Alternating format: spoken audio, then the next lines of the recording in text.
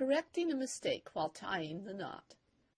Up to now, all the ways I've shown you to correct a mistake in netting have dealt with fixing the mistake after you have tied the netting knot.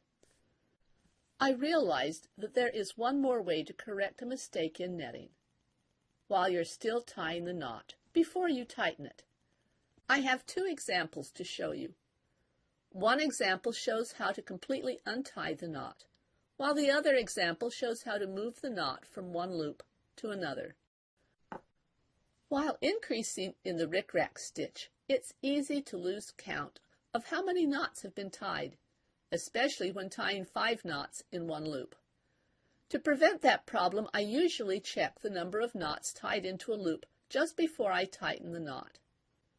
Once I recognize that I have not put enough knots into the previous loop, I pull the threads in the knot apart and place the proper thread back over the previously made netting. I decide to untie the knot completely this time. To do that, I move my needle down through the loop, under the mesh stick, and over the thread coming from the little finger. This should untie the knot. If I pull the thread carefully, I can see if I placed the needle correctly or not. If there is a problem, I can see it before the thread ties itself into tight knots. Once the knot is untied, it's time to resume netting again. Now let's look at the second example. One of the more difficult parts of tying the icicle increase stitch is remembering to net the second knot. It is so much of a habit to just go into the next loop that it's easy to make a mistake.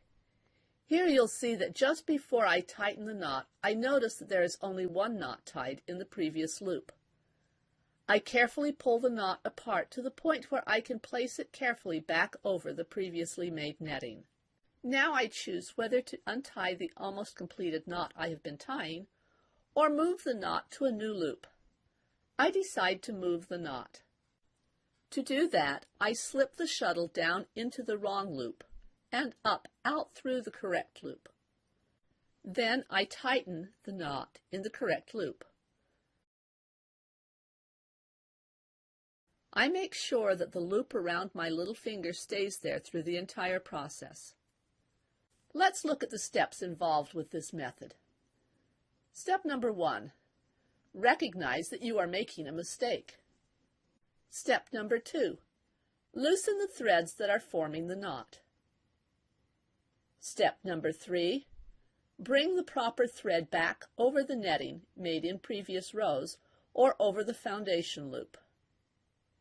Step number 4.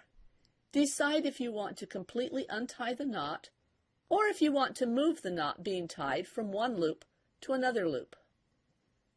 Step number 5. Move the shuttle through the maze of loops and threads to accomplish what you decided to do in step 4. Step number 6. If you moved the stitch to a new loop, tighten the knot in its new location. You are now ready to continue netting. Whether you want to untie the knot or move the knot to a new loop, using these steps will keep you from needing to use the other methods of fixing mistakes in netting, regardless of which stitch or pattern you are using.